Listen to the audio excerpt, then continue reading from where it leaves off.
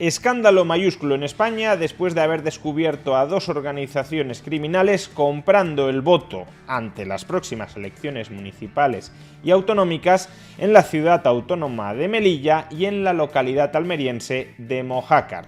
Pero, ¿cómo es posible organizar una compra masiva de votos en España? Veámoslo. Los cuerpos y fuerzas de seguridad del Estado han desarticulado recientemente dos tramas político-mafiosas que pretendían comprar miles de votos tanto en la ciudad autónoma de Melilla como en la localidad almeriense de Mojácar de cara a los próximos comicios municipales y autonómicos del próximo 28 de mayo. Comprar el voto es una transacción ilegal en España, pero que en principio debería resultar bastante fácil de ejecutar. Si una persona quiere que otra persona vote a un determinado partido político, basta con que le ofrezca una determinada cantidad de dinero para que deposite en las urnas el voto de esa determinada formación política. ¿Cuál es el problema de esta transacción aparentemente sencilla de ejecutar?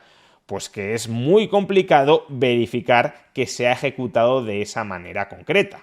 Si una persona le dice a otra, oye, el domingo 28 de mayo ve a votar y vota al Partido Popular y te doy 200 euros si votas al Partido Popular. ¿Cómo saber que cuando la persona a la que le está comprando el voto acuda a las urnas y se meta dentro de las cabinas electorales, que son secretas, cómo saber que efectivamente ha depositado en las urnas un voto al Partido Popular y no a cualquier otro partido político? No es posible saberlo y, por tanto, por mucho que ofrezcas una cantidad de dinero, nada te asegura que esa cantidad de dinero termine transformándose en un voto a la formación política a la que tú deseas que se vote. Pero en los recientes casos de compra masiva de votos que hemos conocido tanto en Melilla como en Mojácar, esta adquisición del sufragio no se efectuaba durante el día de las elecciones, sino a través del voto por correo. De hecho, por ejemplo, en Melilla han saltado las alarmas de que se podía estar comprando el voto porque en las últimas elecciones votaron 30.000 personas y solo en estas la solicitud del voto por correo había llegado a 10.000 personas, es decir, un tercio de los votantes habituales en esta ciudad autónoma. Si en España suele votar por correo entre el 1 y el 2% del censo electoral, el que un tercio de los votantes habituales, que equivale aproximadamente al 18% del censo electoral, 9 veces más que la media nacional, el que un tercio de los votantes habituales te soliciten el voto por correo, pues hace saltar cualquier alarma. En Mojácar, en cambio, las sospechas no emergieron porque se disparara el número de votos por correo, sino porque un vecino denunció que había llegado a sus oídos que se estaba comprando el voto a varios de sus conciudadanos. Y a partir de ahí se empezó a tirar del hilo y, efectivamente, parece que sí había una cierta organización para comprar el voto por correo de muchos ciudadanos de este municipio. Pero ¿por qué el procedimiento de votar por correo facilita la compra del voto? Expliquémoslo especificando los distintos pasos que componen este procedimiento de votar por correo. Y para ello vamos a apoyarnos en una infografía del diario El Mundo que es bastante elocuente y sencilla de entender. El primer paso consiste en solicitarlo. El ciudadano recoge el impreso de solicitud en las oficinas de correos, presentando su documento nacional de identidad, donde estará disponible en un plazo determinado. También se puede presentar la solicitud vía web por medio del DNI electrónico o certificado digital válido. En el impreso, el votante debe indicar la dirección postal a la que quiere que se envíe la documentación electoral. Puede ser su domicilio, su lugar de trabajo o un apartado postal.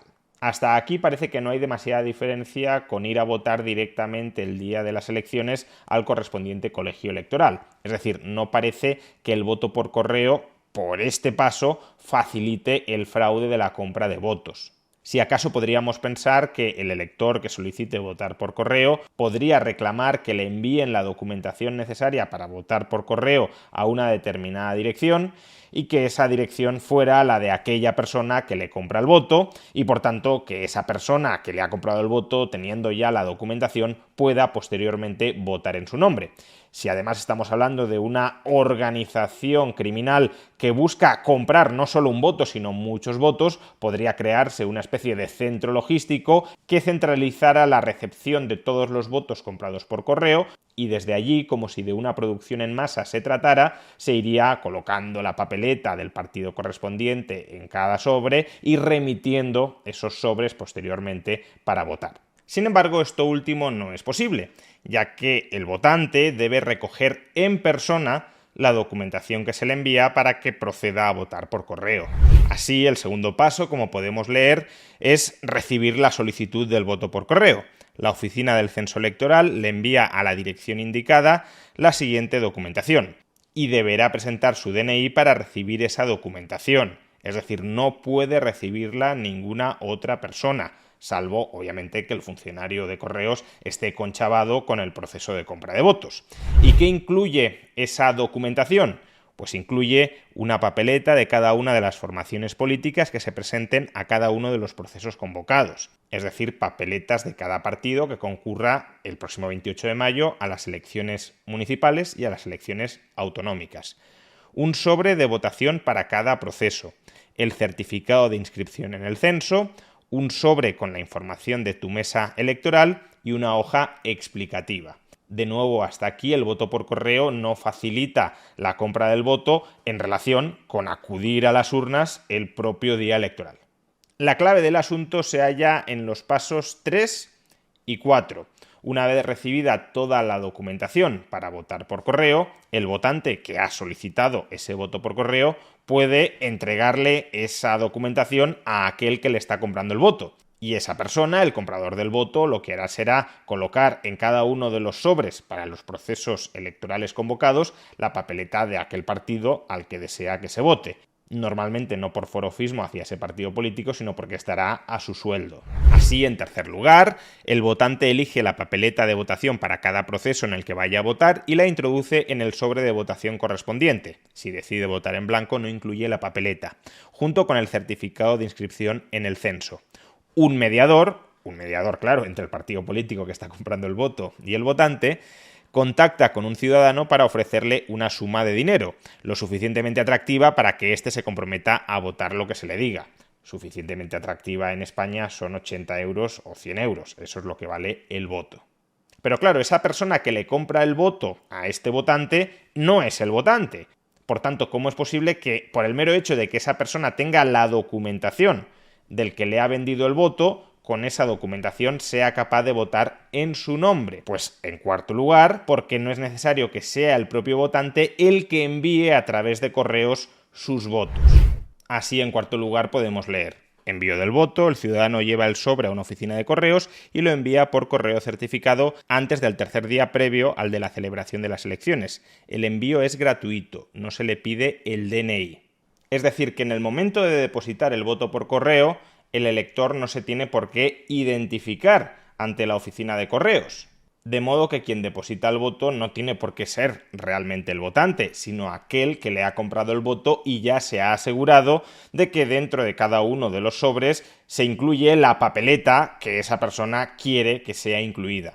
De ahí que no resulte demasiado complicado que aparezca una red de compra de votos que se dedique a ofrecer dinero a aquellas personas que soliciten su voto por correo a cambio de comprarles la documentación que reciban en sus casas estas personas, y una vez esa red de compra de votos ya tiene la documentación de muchos ciudadanos en un centro de operaciones, se dedica a colocar las papeletas del partido correspondiente, Coalición por Melilla o PSOE, en cada uno de los sobres, y posteriormente trabajadores de esa red de compra de votos llevan 10, 20 o 30 sobres, todos ellos juntos, a las oficinas de correos y depositan los votos con la garantía de que los votos que han sido depositados se corresponden a aquel partido que está comprando esos votos. De ahí que si se modificara la ley para requerir la identificación del votante en el momento del depósito del voto, se dificultaría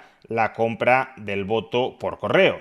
No es que se imposibilite, no hay ninguna garantía de que la persona que vota a un determinado partido no haya cobrado para votar a ese partido, pero se dificulta la verificación de que el elector que ha vendido su voto efectivamente está respetando la promesa que ha hecho al comprador del voto, es decir, votar a un determinado partido y no a otro. Si se le exige al votante el DNI en el momento de depositar el voto, la única forma que tendría una organización criminal de cerciorarse de que ese votante efectivamente ha votado al partido por el que le han pagado votar es contratar a una persona para que verifique que ese votante ha introducido la papeleta del partido correcto dentro del sobre y que luego acompañe al votante hasta las oficinas de correos para observar que efectivamente está entregando el sobre con el voto correcto. Pero claro, si has de destinar un trabajador por votante, eso ya encarece y dificulta de una manera muy importante toda la logística de la compra masiva de votos. Repito, no es que exigir el DNI en el momento de depositar el voto imposibilite comprar el voto, pero sí lo dificulta y lo encarece. Pues así es como la normativa española, aprobada por nuestros partidos políticos, ha posibilitado, ha facilitado el fraude en la compra del voto por correo.